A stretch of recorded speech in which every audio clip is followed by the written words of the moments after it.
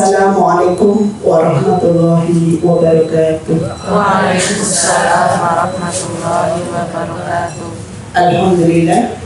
Alhamdulillahilladzi arsala rasulahu bil huda wa dinil haq liyudhhirahu 'alad dini kullih wa kafa billahi shahida. Asyhadu an la ilaha illallah wahdahu la syarika lah wa asyhadu anna Muhammadan abduhu wa rasuluh. Amma ba'du. Ibu-ibu dan teman-teman sekalian, jamaah Majelis Taklim Azizah yang insyaallah selalu berada dalam keberkahan dan ridho dari Allah. Pertama, mari kita bersama-sama bersyukur kepada Allah atas segala karunia yang diberikan kepada kita semua. Semoga langkah kita sampai di tempat ini itu selalu menjadikan tiket ya untuk layak kita masuk surganya Allah. Amin ya rabbal alamin. Kemudian salawat dan salam semoga selalu terlimpahkan kepada teladan kita Rasulullah Muhammad sallallahu alaihi wasallam, karena beliau yang selalu kita tunggu-tunggu syafaatnya nanti di yaumil akhir. Amin ya rabbal alamin. Yang berikutnya, apa kabar semuanya? Alhamdulillah. Ini anak-anak pada libur ya. Ada barisan kecil yang asing yang biasanya nggak pernah ikut. Karena libur harus ditenteng kemana-mana mamanya pergi ya.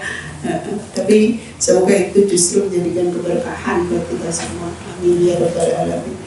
Mohon maaf kemarin maksudnya bulan kemarin ya. Kosong saya jadwalnya karena ngantar anak bukan dalam rangka takziah ya, adiknya Ibu Sinta di Jawa Timur itu. Terus itu Masya Allah loh, Pak Le itu orang yang paling rajin jaga kesehatan. Habis pensiun guru SD, beliau tuh langsung nangani sawah, hari-hari ke sawah. Orang yang nggak pernah ngeluh sakit, tiba-tiba sakit.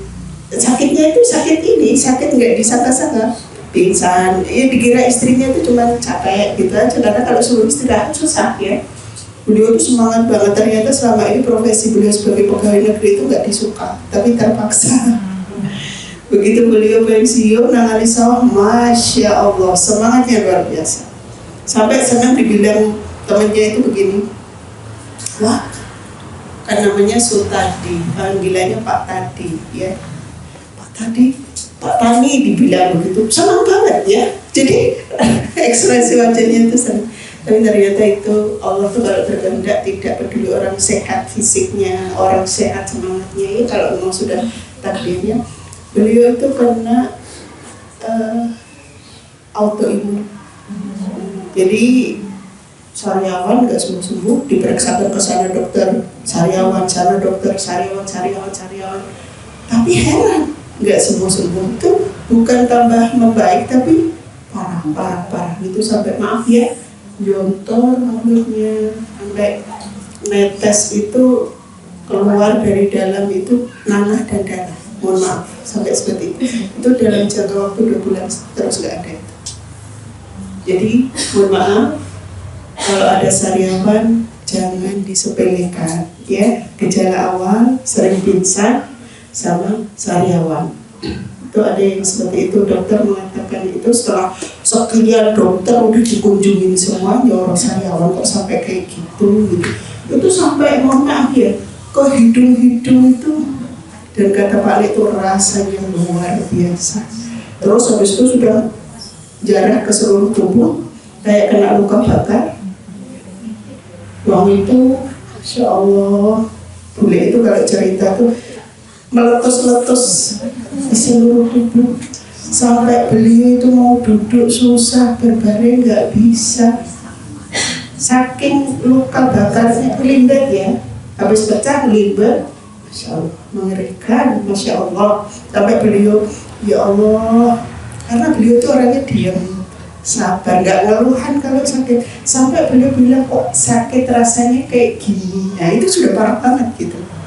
Orang panas tinggi aja disuruh berhenti nggak ke sawah nggak bisa. Allah nggak pupung kayak panasnya. Padahal istrinya itu muka udah tahan sakit orang.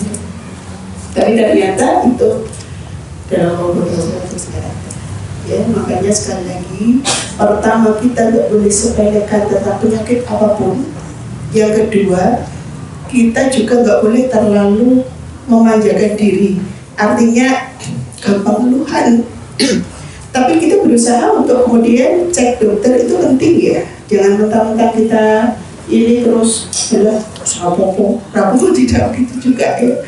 Jadi proporsional semuanya. Terus kemudian yang ketiga adalah ajal itu benar-benar milik Allah. Bule saya, adiknya lagi, itu sakitnya udah lama. Tapi justru yang mengejutkan yang ini, kakaknya bule ini, yang adiknya ibu pas, yang kemudian dibunuh duluan. Artinya ajal itu tidak tergantung usia, tidak melihat dia sehat atau sakit, dan kapanpun. Makanya kita harus selalu siap ya. Jadi mohon maaf kemarin karena udah kesana mau pulang ke sini karena waktunya ngejar Jumat nggak nyampe, makanya udah minta izin ya. Baik ibu-ibu sekalian, mohon maaf juga hari ini terlambat ya. Ya Allah, jenenge wong tua ki ya ono baik gitu ya. Saya tuh usia sudah 53. Kemarin, bulan kemarin waktu setelah menantunya Bu Lili sedo itu kan kondisi ngedrop ya. Kondisi ngedrop, lah kok disusul dengan menstruasi yang banyak sekali. Sehingga saya itu nyari 1 minggu itu aktivitas saya cancel.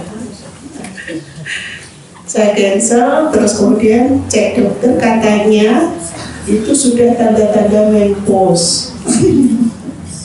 Saya tuh ngecek itu sudah nggak sekali 2 kali, dari dulu itu sudah jalan setahun lebih, kok menopause-nya nggak selesai. Maksudnya tanda-tandanya itu loh, ya Allah, banyak sekali. Nah, hari ini mens lagi ya, banyak. Jadi tadi itu sudah siap, saya tuh mandi jam 7 kurang seperempat. Harapannya segera bisa berangkat, cuma kok deras banget lagi. Nah, sudah mau berangkat, waduh, banjir itu. Jadi harus ganti lagi, makanya Masya Allah, kapan selesai tanda-tandanya ini? Mohon maaf ya, jadi mohon ridhonya. Ya Allah, ini telat lagi nih keazizan ini. Ya sudah, mohon maaf sekali ya. Mudah-mudahan itu bagian dari pembelajaran yang saya minta satu. Ketika ibu-ibu ridho nih, saya berat nanti tanggung jawabnya. Telat harusnya undangan jam 8 kok sampai setengah 9 ya. Masya Allah ya, mohon keikhlasannya ya. Ikhlas ya Bu ya. Nanti saya ganti mundur ya. Maksudnya mau sampai jam berapa boleh ya. Iya, karena memang nggak bisa diprediksi ya. Jadi udah disiapin ternyata ini ya. Baik. Tadi disampaikan sama MC bahwa hari ini tema kita tentang mengambil pelajaran dari Ibunda Hajar. Ingat ya, insya Allah semua majelis hampir semuanya membahas, cuman kadang pada titik-titik tertentu kita itu tidak bisa ambil pelajaran berharga. Ya, sebenarnya siapa sih Ibunda Hajar itu? Ingat masih? Ibunda Hajar sekali lagi ini yang perlu kita tekankan bahwa beliau bukan seorang budak. Ya, tapi beliau adalah wanita terhormat yang karena kalah perang kemudian beliau menjadi tawanan perang dari Raja Fir'aun. Ya, ini perlu digarisbawahi karena selama ini image masyarakat, image muslimah menjelaskan, memahami bahwa Hajar itu budak, ya, yang secara nasab atau keturunan itu rendah kalau secara keturunan sosial ya. Dan ini penting untuk dipahami karena apa, beliau termasuk salah satu istri Nabi yang nabinya itu bukan nabi main-main, nabinya adalah nabi kekasih Allah ya. Nabi Ibrahim itu kan bagian dari nabi yang disebut dengan Khalilullah, kekasihnya Allah. Makanya sekali lagi digarisbawahi bahwa Ibunda Hajar adalah wanita mulia pertama. Yang kedua, ibu-ibu sekalian, karena kemuliaan Hajar inilah salah satu ciri Allah memberikan kemuliaan kepada Ibunda Hajar. Beliau itu termasuk wanita yang Masya Allah cerdas dan bening hatinya, ya. Jadi salah satu keistimewaan yang kita akan belajar banyak dari beliau, ya. Jadi hati beliau itu bening. Bening itu apa? Tidak ada tendensi apa-apa. Penyakitnya itu rata-rata penyakitnya wanita, tapi tidak segitu-gitu parah. Artinya ciri hati yang bening itu ketika mendapatkan ilmu Allah itu akan mudah sekali diserap. Ini bisa sebagai bahan evaluasi kita secara tazkiyatun nafs, membersihkan jiwa kita. Mohon maaf ini ya, kita nggak bisa evaluasi orang lain, tapi yang bisa kita evaluasi diri kita. Ketika kita mudah menyerap ilmu, mudah memahami agama Allah, ada masukan diterima, itu salah satu ciri hati kita bersih, hati kita bening, mudah menyerap ilmu-ilmu yang sumbernya dari Al-Quran, dari Sunnah, siapapun yang membawakan, ya. Ibunda Hajar itu adalah sosok yang ketika diajarin sesuatu masuk. Kapan itu mulai diajarin sesuatu? Sebenarnya belum diajarin, baru lihat, ya.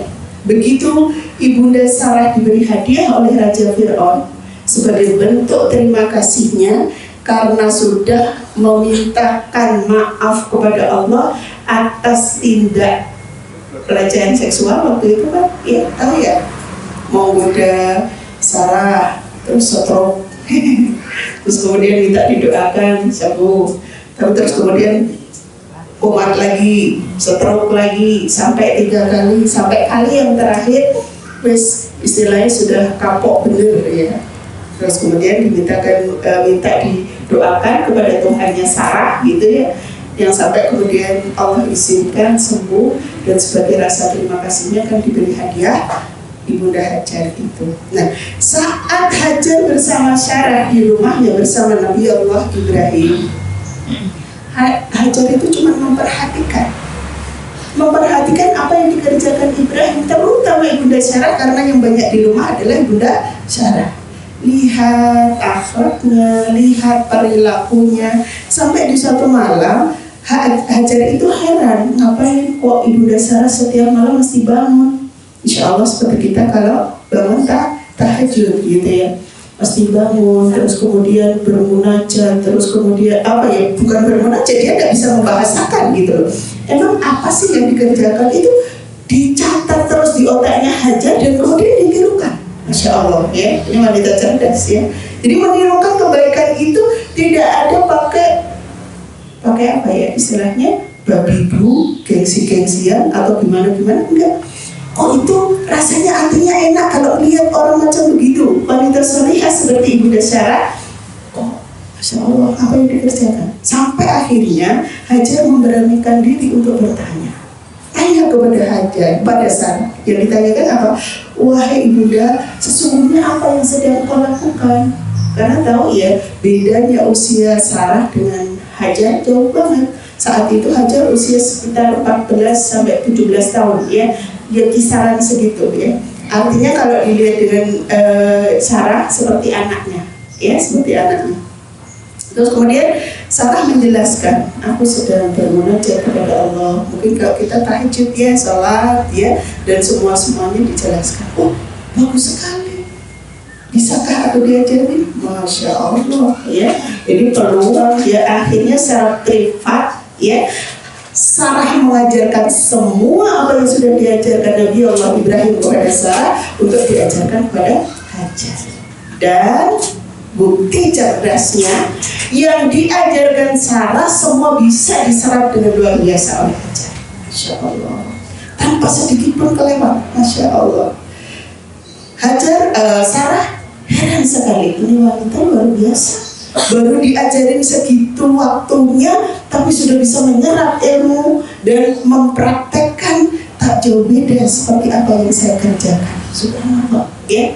Jadi ini bukti bahwa beliau adalah sangat luar biasa. Ini ibu-ibu sekalian, maka pentingnya kita untuk menjaga jiwa kita, menjaga hati kita untuk bersih dari penyakit-penyakit.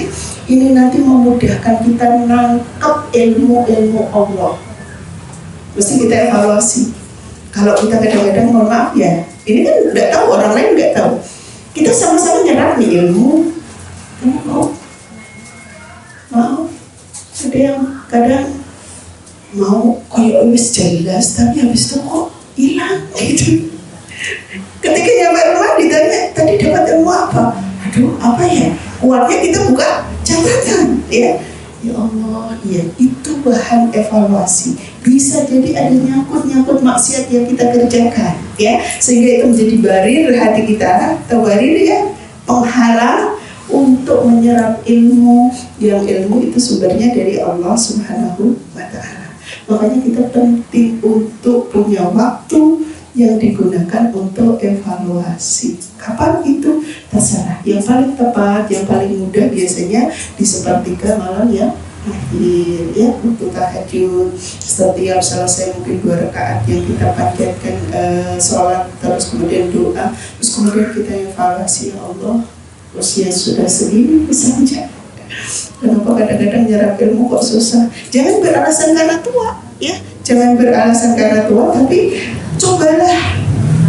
Seharian saya ngapain aja, kemarin saya ngapain aja, sehingga saya waktu menyerap ilmu kok agak lamban, susah, atau ngantor, gampang lupa dan lain sebagainya. Ya, ini bagian dari evaluasi. Nah, inilah Ibunda Hajar itu karunia Allah yang luar biasa. Beliau cerdas, bening hatinya, sehingga ilmu-ilmu yang disampaikan Ibunda Sarah bisa diserap dengan sempurna. Yang kedua, keutamaan atau kelebihan atau pelajaran yang bisa kita ambil dari Ibunda Sarah adalah selalu mohon perlindungan kepada Allah, ya, dari godaan setan yang terkutuk. Jadi Ibunda Hajar itu model orang yang sangat tergantung kepada Allah, ya, sangat tergantung kepada Allah. Sehingga apa-apa itu perlindungannya hanya kepada Allah, bukan kepada suaminya, walaupun suaminya seorang nabi, gitu loh. Masya Allah, ya, ini luar biasa sekali, ya.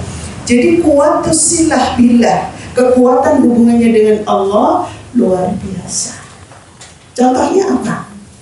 Contohnya yang paling spektakuler, waktu beliau mendapat godaan dari syaitan untuk menghalangi suaminya ketika mau menyembelih Ismail, ya. Wah, itu gencar banget itu. Jangan dikira mulus-mulus saja, ya, karena tahu banget, ya, bahwa ketika suami itu cinta kepada istri, maka istrilah senjata untuk ngerayu suaminya agar tidak taat kepada Allah, sebagaimana kisahnya Nabi Allah Adam alaihissalam, ya. Itu kan sudah dapat pesan luar biasa dari Allah, ya. Nabi Adam itu gak boleh mendekati saja buah koldi, pohon koldi. Yang lain silahkan, mau dimakan, mau diapain silahkan. Cuma satu aja permintaan Allah, untuk tidak dekati pohon koldi. Tapi ternyata jebol. Kenapa jebolnya? Setan tahu waktu itu kan perebutan tempat, ya. Setan divonis untuk ditempatkan di neraka karena tidak mau menyembah kepada Adam, ngerasa congkak, ya, ngerasa sombong dirinya karena merasa dirinya diciptakan dari api, yang kemudian masa saya diciptakan dari api suruh menyembah Adam yang diciptakan dari tanah, yang itu merasa rendah dan lain sebagainya. Masya Allah, ya. Sampai akhirnya setan sudah divonis oleh Allah tempatnya di neraka. Dia terima. Setan menerima, tapi dengan satu syarat, izinkan saya ya Allah untuk menggoda manusia. Silahkan, kata Allah, silahkan kamu goda, tetapi kamu tidak akan menjumpai, bisa menggoda manusia-manusia yang akan menjaga keikhlasannya kepada Allah Subhanahu wa Ta'ala. Dengar Adam tidak boleh dekati pohon koldi, langsung senjatanya goda istrinya, yaitu Hawa. Lewat Hawalah akhirnya jebol, ya, yang kemudian Nabi Adam diturunkan ke dunia. Masya Allah. Ini hati-hati para istri. Bukan berarti terus, wah, habis kajian beda banget sih sikapnya kepada suaminya, bukan. Apa kok jadi protek banget, ya. tidak ya. Tapi di sini adalah bahwa setan itu punya tahu banget kita itu punya kelemahan di mana, perempuan ya. Nah, kembali kepada kisahnya kisahnya Ibunda Hajar, bahwa tahu saat itu suaminya sedang membawa anaknya yang baru saja dijumpainya untuk disembelih karena melaksanakan perintah Allah, maka setan ngojok-ngojokin, nyerang. Itu suami macam apa? Masa baru ketemu, selama ini juga tidak ikut mendidik, begitu ketemu mau nyembelih anak, kamu protes sama suamimu. Terus itu kan serangan-serangan setan itu tergoda Hajar. Tapi Hajar bersikukuh, Masya Allah ya. Tidak semua yang diperintahkan Allah pasti ada kebaikan, dan semua yang dilarang Allah juga pasti ada kebaikan. Masya Allah ya. Jadi emosinya itu nggak kena ya, walaupun dia adalah anak satu-satunya, dia mulai dari merah sampai usia segitu tanpa pendamping suaminya, dan selama itu juga suaminya tidak, mohon maaf ya dalam tanda petik kasat mata, menafkahi yang berupa bagaimana lahir batinnya, tidak. Tapi Masya Allah ya, karena ini adalah perintah Allah, Hajar teguh, tidak peduli, karena semua kata Hajar milik Allah dan akan kembali kepada Allah ya. Ismail itu titipan ya, suaminya itu juga bagian dari bagaimana dia bisa punya Ismail ya. Artinya semuanya itu milik Allah. Ketika Allah berkehendak pun Hajar dengan lapang dada. Masya Allah ya.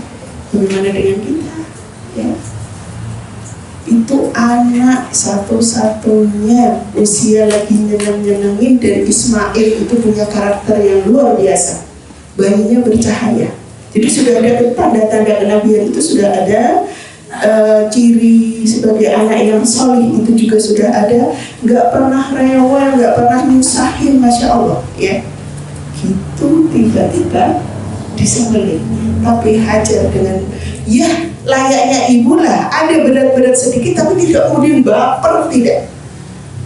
Terus kemudian diserahkan ke setan, menyerbu dengan serangan-serangan luar biasa. Tapi Ibunda Hajar tetap beritahu bahwa itu adalah milik Allah dan akan kembali kepadanya. Makanya Masya Allah ya. Jadi itu pelajaran yang kedua. Kemudian yang ketiga,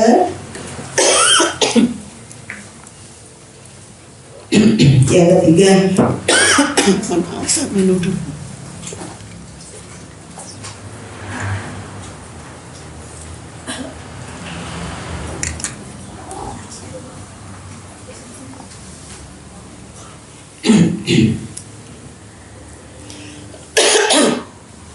Yang ketiga, Hajar selalu bangun di sepertiga malam.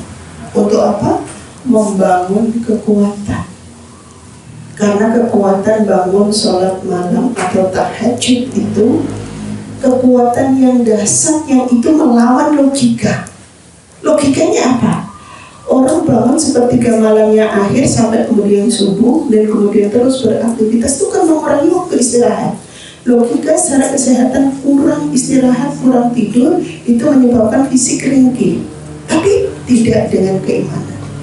Ketika dia bangun dalam rangka bermunajat kepada Allah, maka ada energi positif yang diberikan oleh Allah, yang itu tidak diberikan kepada wanita-wanita yang tidak mau bangun malam.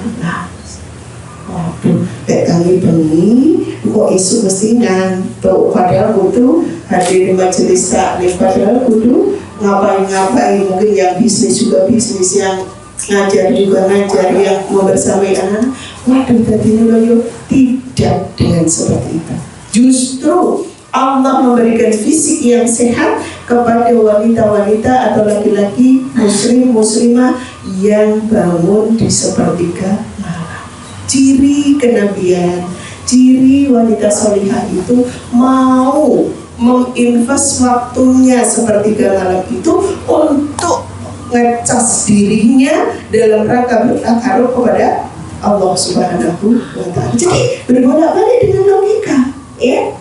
Jadi waktu yang kita sediakan untuk istirahat dan kemudian kita gunakan untuk bermunajat, justru sama Allah akan akan diberikan kondisi kita sehat. Bahkan ada beberapa penelitian itu yang ketika orang ada sakit-sakit tertentu bermunajat atau bertahajud sepertiga malam itu banyak yang sembuh, ya. Karena apa? Itu secara hitungan medis banyak sekali hal yang bisa kita ungkap, ya, yang Masya Allah rahasia sholat malam itu luar biasa. Makanya Rasulullah itu kan tidak pernah berhenti, tidak pernah bahasa Jawa dibolong, ya, kutang dalam sholat malam. Tapi justru beliau itu kondisinya sehat, tidak pernah sakit, kecuali sakit beliau menjelang hajat. Masya Allah, ya. Jadi kita jangan khawatir pagi akan ngantuk, akan teler ketika kita sediakan waktu untuk tahajud, ya. Mau punya hajat tentang anak-anak, tentang keluarga, tentang suami, silahkan bangun sepertiga malam dan perbanyak istighfar doa, ya. Karena istighfar itu doa yang paling baik ketika kita panjatkan di sepertiga malam yang akhir. Baik. Kemudian yang keempat, yang bisa kita ambil pelajaran dari Bunda Hajar adalah beliau, Masya Allah, peran yang pertama dari yang keempat ini, peran sebagai istri, ya, peran sebagai istri yang sabar, peran sebagai istri yang sabar. Kesabaran beliau terlihat saat apa? Pertama, waktu bersama-sama dengan Ibunda Syarah. Dan itu yang mempersilahkan suaminya mengambil istri dari Hajar itu kan Ibunda Syarah, ya. Tapi ternyata ia tidak semudah membalik tangan. Hidup bersama itu ya mulai muncul kecemburuan dan lain sebagainya. Wajar, ya. Terus yang kedua, saat sudah melahirkan Ismail, maaf ya, tahu saya yakin ibu-ibu masih ingat banget, Ismail baru lahir belum sampai seminggu, Ibrahim ngajak Hajar keluar dari rumah karena itu bagian dari perintah Allah. Bayangin nih, ya, wanita baru melahirkan secara energi masih butuh pemulihan, bayi yang masih merah butuh juga adaptasi ketika dia keluar dari rahim ibunya. Dan tahu karakter gurun pasir di Arab waktu itu, ya, Masya Allah, siangnya panas sekali, malamnya dingin mencekam. Tapi waktu itu Ibrahim mengajak Hajar membawa bekal secukupnya kita keluar dari rumah. Maksudnya keluar kemana? Sudah pokoknya keluar dari rumah.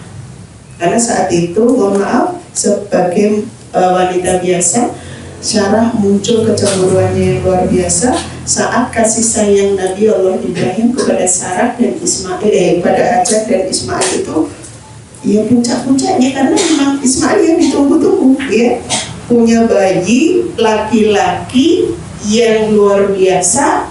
Otomatis ini baru tercurah kasih sayangnya kepada keduanya, kepada ibunya juga kepada anaknya, sehingga Sarah cemburunya itu sudah sampai puncak. Kalau dibiarin ini akan terjadi sesuatu yang tidak diinginkan, maka Allah perintahkan untuk diajak keluarlah.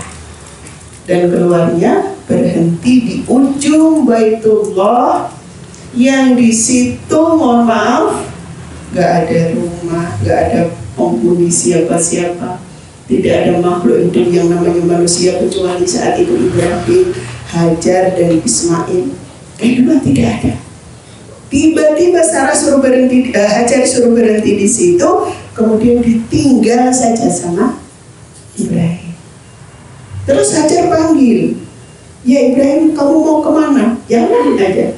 Wah Ibrahim, mau kemana? Jalan aja. Tapi ketika kemudian Hajar tanya, ya Ibrahim, apakah ini perintah Rabbmu, perintah Allah? Ibrahim jawab satu kata, ya. Masya Allah. Ketika dijawab iya, sudah. Hajar kemudian bilang, kalau begini maka aku percaya, silakan kamu pergi. Udah. Dan di situ dia mulai kehidupan baru sudah bersama Ismail. Ya. Setelah beberapa hari, bekal tadi 7 butir kurma, sekantong air habis, ASI tidak keluar, Ismail rewel. Masya Allah, ya. Masya Allah, bagaimana nih seorang ibu coba? ASI tidak keluar lagi dan kemudian Ismail udah ngejar karena kehausan. Tidak ada yang bisa diasuh ya bagi laki-laki pula ya. Sehingga Hajar bingungnya itu bingung bukan dalam rangka tidak percaya kepada Allah. Ya Allah, apa ikhtiar yang harus aku lakukan sebagai seorang ibu? Tahu bayiku seperti ini. Tidak kemudian nyalahin, sabarnya di situ ya. Gara-gara suamiku ninggalin aku dalam kondisi begini, di sini tidak ada siapa-siapa. Tidak. Kembali dia gantungannya hanya kepada Allah. Ya Allah, ini apa ikhtiar yang harus lakukan? Ini seorang ibu yang cerdas, Masya Allah ya, hatinya bening tadi. Tidak kemudian mencari kambing hitam dan semuanya enggak. Yang dia lakukan lari ya, dari sofa marwah sampai berapa kali itu? 7 kali yang diabadikan dalam peristiwa haji yang disebut dengan sa'i. Masya Allah gitu ya. Itu bentuk ikhtiarnya. Jadi kita dalam kondisi apapun, jani itu apa ya? Sebetulnya gitu. Di gurun pasir kayak gitu itu kita ngapain gitu ya? Nggak ada tumbuhan satupun. Coba logika itu nggak nyampe. Tapi saya harus melakukan sesuatu. Maka perintahnya Allah bertawakal. Jadi kita ikhtiar dulu ya, ikhtiar teng lari ya Allah. Barangkali di sana ada tumbuhan, barangkali di sana ada kehidupan, barangkali kayak ada dengar suara manusia, kayak ada fata morgana. Semua fata morgana itu dinilainya adalah sumber air yang bisa dijadikan kehidupan. Tapi ternyata setelah dikejar nggak ada, turun lagi. Belum, nggak ada lagi, naik lagi. Saking dia ingin memaksimalkan ikhtiarnya, kali ke-7 inilah yang kemudian Hajar mulai berjalan pelan-pelan. Kok ada suara gemericik kayak air kayak ini gitu ya? Ternyata di mana sumbernya? Kakinya Ismail. Logikanya ini, kalau tahu tadi itu sumbernya di situ, ngapain aku naik turun kan kayak gitu? Itu jauh loh ya. Dari sofa marwah itu kalau dihitung sampai 7 kali itu tidak tahu berapa kilometer yang sudah Hajar lakukan dengan kondisi bentuk ikhtiarnya. Ini ikhtiar. Ikhtiar kita adalah kerja keras dari amanah yang dibebankan kepada kita. Perkara nanti sumber rezeki Allah yang akan atur. Ini secara logika gak ada hubungannya di kaki Ismail dengan apa yang dilakukan. Tapi inilah wujud. Kalau kita ikhtiar, maka Allah akan kasih karunia lewat mana yang Allah kehendaki. Perempuan gak boleh putus asa. Sekalipun gurun pasir ini sumber air di mana logika gak nyampe, tapi Allah yang pegang semuanya. Masya Allah ya. Jangan sedikit-sedikit mengeluh, jangan sedikit-sedikit gara-gara aduh hidup kok susah sekali. Bagian dari bentuk kesabaran itu di situ ya sebagai istri, Masya Allah. Kemudian yang kedua gitu ya, ketika peran Hajar sebagai ibu mendidik Ismail juga dengan kesabaran karena tanpa pendamping suami. Bayangin gitu ya, dia harus mencari nafkah sendiri, tapi dia juga harus berusaha mendidik Ismail secara optimal sebagaimana didikan-didikan yang sudah diterima dari Nabi Allah Ibrahim dan Ibunda Sarah. Masya Allah ya, ini gak main-main, bayangin gitu ya, orang ganda muslimah ya, di mana dia berusaha mencukupi kebutuhannya, tapi di sisi lain ada tugas esensi dari dia untuk mendidik putranya, yaitu Ismail yang bertumbuh dengan luar biasa. Masya Allah ya. Sampai hasil dari didikan Ibunda Hajar itulah ketika Ibrahim datang mengunjungi, sekalipun tidak pernah ketemu, seolah-olah Ismail itu sudah akrab sekali dengan ayahnya. Masya Allah, gak pernah ada nilai negatif yang tersirat di benak Ismail. Begitu juga ucapan-ucapannya ketika ketemu dengan Ibrahim. Ya ayah, dipeluk, di ini, seolah-olah selama ini sudah kenal baik, padahal baru kali itu Ismail ketemu dengan ayahnya. Cuma kita lagi-lagi tengoknya ke sini ya, didik dewe rekosone ndak karuan, mengapa agak tersedak-sedak. Mendidik dengan single parent seolah-olah ya, tapi di situ ada Allah yang sangat luar biasa yang bersama.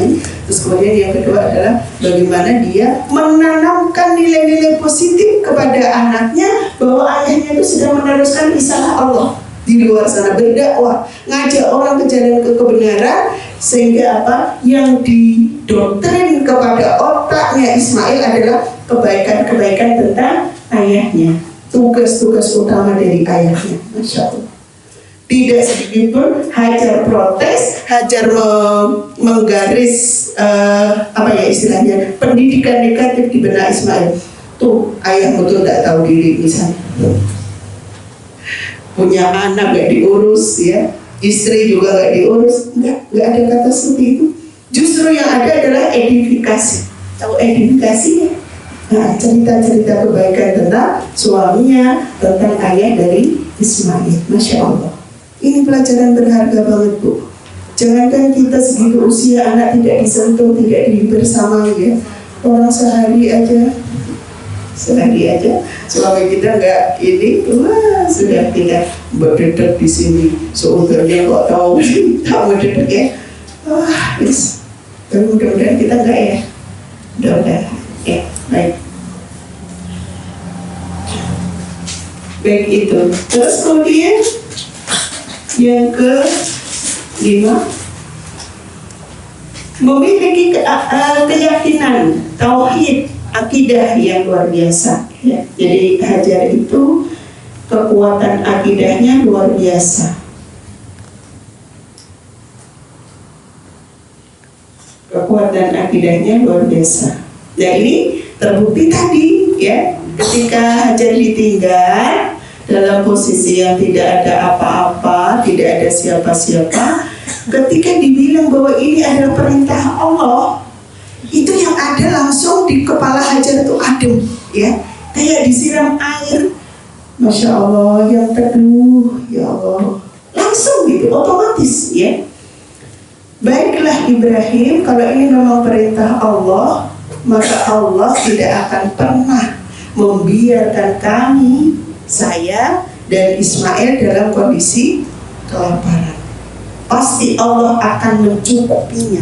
Masya Allah ya, Masya Allah ya. Sehingga di situ ketentraman yang kemudian menguasai hati Hajar yang pertama ya. Jadi ini menunjukkan bahwa kekuatan akidahnya luar biasa ya. Jadi waktu dibilang begitu, itu langsung hatinya itu udah terima aja, adem aja begitu ya. Tidak pakai komplain, tidak pakai nanya-nanya, tidak pakai kemudian memel apa gitu. Memel apa? Memelnya gimana kalau kita ingat? Oh, nggak bisa dilukiskan mungkin ya. Sekarang coba logikanya, Dewi sendiri bawa bayi, gak ada makhluk lain coba. Di rumah yang gak ada coba. Ini kan sesuatu banget yang lengkap sudah, kalau mungkin diceritakan sebagai bentuk penderitaan orang-orang mau penderita. Tapi ketika dikatakan bahwa itu perintah Allah, hatinya langsung dingin. Kemudian cahaya apa ya? Cahaya di pikirannya itu menunjukkan bahwa dia sudah mulai bisa apa ya, bahwa Allah nanti itu pasti akan mengasih, melindungi, memberikan semuanya kayak gitu loh. Jadi gantungan pada Allahnya tuh luar biasa sekali ya. Dan kita tuh rata-rata lemah di sini ya. Terus tuh kehilangan stabilitas biasanya. Terus kemudian udah linglung ya. Hajar tidak.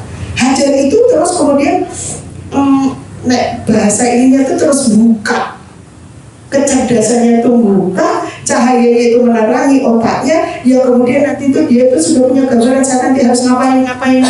Masya Allah, Masya Allah, Masya Allah ya. Jadi benar-benar wanita cerdas luar biasa. Dan kemudian dia yakin bahwa Allah nanti pasti akan mencukupkan rezeki buatnya, juga buat bayinya. Masya Allah. Yang itu ujian kita kan sebagai perempuan. Lek nomor duit ki rasanya melangkah koyo iki kok kayak arep mangan opo gitu ya. Yang ada adalah udah kecemasan dunia itu yang menguasai dirinya. Tapi Ibunda Hajar karena kuat akidahnya, gantungannya kepada Allah luar biasa, langsung kembali. Allah tidak akan membiarkan kami kelaparan. Allah pasti akan mencukupkan dan Allah akan memberikan anugerah dengan ilmu saya harus bisa ngapain. Dan kemudian ada itminanul qalb, ketenangan di dalam hati, ketenangan di dalam jiwa karena ada gantungan yang maha besar yaitu kepada Allah Subhanahu wa ta'ala. Masya Allah. Jadi tidak tergantung sama suaminya. Sekalipun suaminya kalibernya sebagai nabi, tidak cukup akan memberikan ketenangan buat hatinya, dan ketenangan itu hanya didapatkan ketika dia tergantung kepada Allah. Yang terakhir, yang ke-6,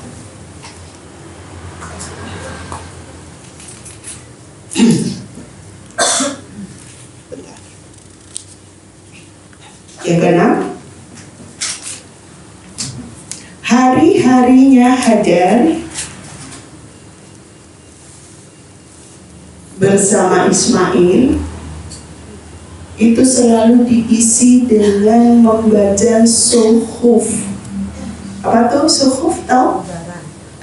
Suhuf itu adalah lembaran-lembaran firman Allah yang kalau kita berupa Al-Quran yang sudah ditentukan. Kalau itu belum, jadi lembaran-lembaran ya, lembaran-lembaran firman Allah. Jadi didikan Hajar untuk Ismail itu lewat itu panduannya, Quran diibaratkan seperti kita ya. Jadi panduannya adalah Al-Quran, tapi di situ sebutnya suhuf karena berbentuk lembaran-lembaran firman dari Allah. Masya Allah, luar biasa ya. Makanya hasilnya tahu ya kualitasnya Ismail. Begitu ayahnya ketemu beberapa hari dan kemudian ayahnya bermimpi bahwa beliau Ibrahim bermimpi menyembelih putranya. Ini kan ditawarkan dulu kepada putranya, tidak langsung disembelih aja begitu dengan otoriternya, tidak, tapi ayah menyampaikan dengan baik. Masya Allah ya, ini pelajaran berharga buat kita ibu. Sekalipun kita punya kekuasaan kepada anak, tetap ada kultur biologis ya. Jadi kita biasakan, kita ambil pendapatnya seperti apa, lontaran kata-katanya seperti apa, itu disampaikan dengan hikmah, dengan sangat luar biasa. Wahai anakku, semalam ayah bermimpi menyembelih dirimu. Coba, apa pendapatmu? Masya Allah, ditanya loh. Padahal itu jelas. Mimpinya Nabi itu pasti benar. Mimpinya Nabi itu adalah wahyu. Mimpinya Nabi itu adalah langsung dari Allah Subhanahu wa ta'ala. Terus apa jawab Ismail? Wahai ayah, laksanakanlah. Ketika itu dari Allah, mudah-mudahan engkau mendapatiku sebagai seorang yang sabar. Hasilnya seperti itu. Coba sekarang bu, logika bapak lagi ketemu 2 hari 3 hari, kok orang menyembelih anaknya. Ini logikanya anak gitu ya. Takut dia, tega amat dia kan gitu. Belum lagi yang lain-lain dengan semuanya. Tapi Ismail, Masya Allah, ini orang 3 ini luar biasa ya. Ibrahim luar biasa mendidik istrinya, kemudian Hajar mendidik Ismail luar biasa, sampai akhirnya menjadi seketika yang saling mendukung, yang semuanya Masya Allah punya nilai yang luar biasa. Sampai akhirnya Ismail mengajukan dari hasil didikan yang disampaikan oleh Hajar bahwa wahai ayah, aku tahu ibu saya sangat sayang sama aku. Karena sangat sayang, tolong nanti siapin pisau untuk membeli aku tuh pisau yang tajam, sehingga aku tidak merasakan banyak kesakitan ketika saat leher tergorok sampai seperti itu ya. Dan tolong ayah pakaikan baju yang nanti engkau akan tunjukkan kepada ibu bahwa baju yang aku pakai itu adalah baju yang bersih, tidak ternoda oleh darah. Karena Ismail sangat tahu perasaan ibunya, sangat sayang kepada dirinya, agar ibu nanti tidak merasa terlalu kehilangan kepadaku dan tidak merusak apanya? Keikhlasannya, karena sudah melepaskan putranya dalam rangka memenuhi perintah Allah. Masya Allah. Ini anak usia segitu punya argumentasi yang sangat luar biasa, Masya Allah. Ya, Masya Allah. Artinya di situ didikan Ibunda Hajar dengan berpanduan suhuf atau kalau kita mungkin Quran gitu ya, itu membuat hasil yang sangat luar biasa, memberikan gambaran selama kita didik putra putri kita landasannya Quran dan Sunnah, insya Allah anak-anak kita akan menjadi anak-anak yang solih dan soleh, insya Allah. Nah terus bagaimana dengan tugas-tugas yang lain? Kalau dia sudah punya label solih solihah, dia akan tahu bagaimana cara berbakti kepada orang tua dengan baik, bagaimana cara menjaga ibadahnya kepada Allah dengan baik, bagaimana dia menunaikan amanah-amanah belajarnya dengan baik, pasti gitu. Tapi kalau yang kita minta yang lain-lain, tidak ada label solih atau solihahnya, maka kita akan kewalahan di tengah jalan. Ya. Sebagaimana kisahnya ada seorang yang meninggal dunia dan kemudian anak-anaknya tidak ada satupun yang mau mendoakan sampai beliau bergumam di dalam kuburnya, mana doa anakku yang dokter, mana doa anakku yang insinyur, mana doa anakku yang mungkin sarjana hukum, semua disebut, karena tidak ada satupun mereka yang mendoakan ayahnya saat di dalam kubur. Kenapa bisa begitu? Selama di dunia tuntutannya kamu harus punya nilai bagus, kamu harus kuliah yang benar, kamu, tapi tidak menanamkan akidah, ibadah. Bagaimana kita tidak meminta kepada Allah sang penguasa dari anak-anak kita untuk menjadi anak-anak yang solih ataupun solihah. Kunci itu ibu.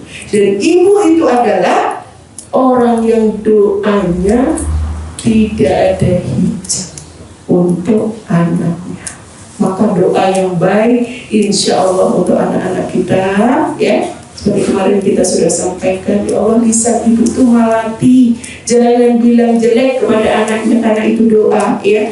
Maka tahan ketika kita sedang jengkel, tahan kita untuk interaksikan kalau kita sedang ada kelas, ada masalah, jauhin dulu, minta kepada Allah untuk dilembutkan hati kita masing-masing bersama dengan anak, baru kita mendekat dan ucapkan kata-kata yang baik.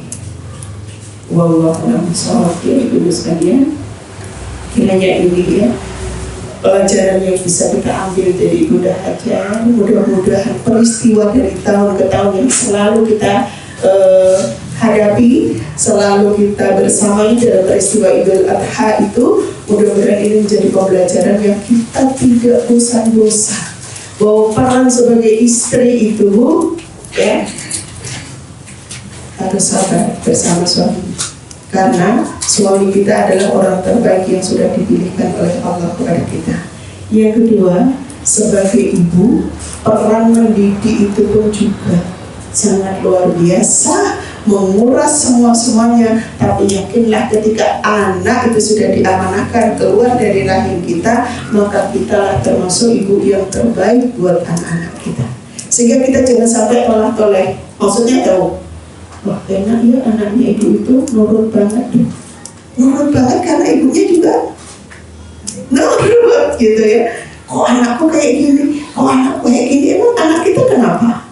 Anak kita dalam tanda petik apa gitu catatan, tengok ke sini, tengok ke ayahnya, jangan-jangan ada sesuatu. Nah, bersama-sama kita benahi, maka insya Allah harapan kita tetap hati anak kita, hati suami kita yang genggam adalah Allah. Kita minta kepada Allah semoga anak-anak kita, keluarga kita menjadi keluarga sakinah, anak-anak menjadi soleh dan solehah. Amin ya rabbal alamin. Baik, sampai di sini ada yang perlu ditanyakan? Silakan. Monggo yang mau bertanya dipersilakan.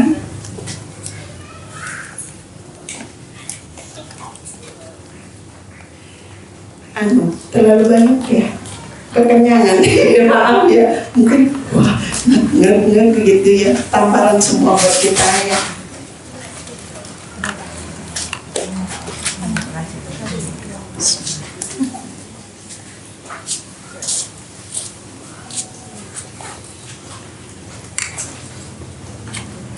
Ayo silakan yang mau tanya.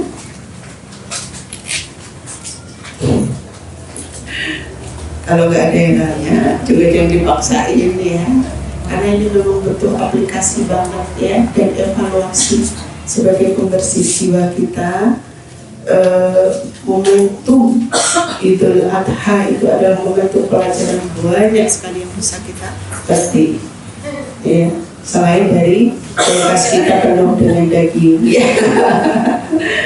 Selain kulkas kita penuh dengan daging yang kita tunggu-tunggu setahun sekali itu, tapi ada pelajaran berharga yang ketika kita mau ambil, Masya Allah luar biasa ya, luar biasa. Baik, gak ada pertanyaan? Ternyata sudah hampir setengah semua ya. Terasa apa enggak? Masya Allah, mohon maaf gitu ya, sudah menyita banyak waktunya Allah. Yang harusnya sampai jam 9 bisa sampai setengah 10. Baik, ada pertanyaan saya tegaskan sekali lagi? Gak ada? Kalau gak ada kita tutup dengan doa ya. Ada pertanyaan apa ya? Langsung kita jawab. Baik, Ibu-ibu sekalian, mohon ditata hatinya, kita mohon kepada Sang Penguasa hati kita. A'udzubillahi minasyaitonirrajim. Bismillahirrahmanirrahim. Hamdan syakirin, hamdan na'im. Ya Allah, Sang Penguasa hati kami ya Allah. Luruskanlah hati ini ya Allah. Bersihkanlah hati ini ya Allah. Sebagaimana Engkau sudah membersihkan hati Ibunda Hajar, sehingga sanggup menyerap ilmu-ilmu-Mu dengan sempurna ya Allah. Kami sebagai istri, kami juga sebagai ibu, sangat berat tugas itu ya Allah. Tapi bukan berarti kami tidak sanggup untuk mempelajari atau menteladani dari Ibunda Hajar ya Allah. Sungguh dengan izin-Mu, dengan karunia-Mu, kami akan sanggup ya Allah. Paling tidak mendekati dari apa yang sudah diteladankan oleh Ibunda Hajar ya Allah. Ya Allah ya Rahman, sungguh istri yang solihah itu mahal ya Allah. Istri yang sabar itu mahal ya Allah. Ibu yang sabar juga mahal ya Allah. Karena hadiahnya hanya surga ya Allah. Maka buatlah kami istri yang sabar, istri yang bersyukur, ibu yang pandai mendidik anak-anak kami sehingga mereka menjadi anak-anak yang solih dan solihah. Rabbi habli minas solihin, Rabbi habli minas solihin, Rabbi habli minas solihin. Ya Allah ya Rahman, karuniakan kepada kami keturunan anak yang soleh ya. Karena sungguh anak yang soleh itu aset yang sangat mahal ya Allah. Karuniakan kepada kami karunia anak-anak yang selalu mendoakan kepada kami tanpa kami minta ya Allah. Ya Allah ya Rahman, sungguh Engkaulah pemegang hati kami, hati suami kami, hati anak-anak kami. Mudahkan mereka berada di jalan-Mu dan selalu istiqomah di jalan-Mu ya Allah. Begitu juga kami sebagai istri, karuniakan kepada kami sabar, karuniakan kepada kami hati yang bersyukur apapun kondisi kami ya Allah. Ya Allah ya Rahman, hanya kepada-Mu kami meminta dan hanya kepada-Mu kami memohon pertolongan. Kabulkanlah permohonan kami ya Allah. Rabbana atina fid dunya hasanah wa fil akhirati hasanah wa qina adzabannar. Subhana rabbika rabbil izzati amma yasifun wa salamun alal mursalin walhamdulillahi rabbil alamin. Al-Fatihah.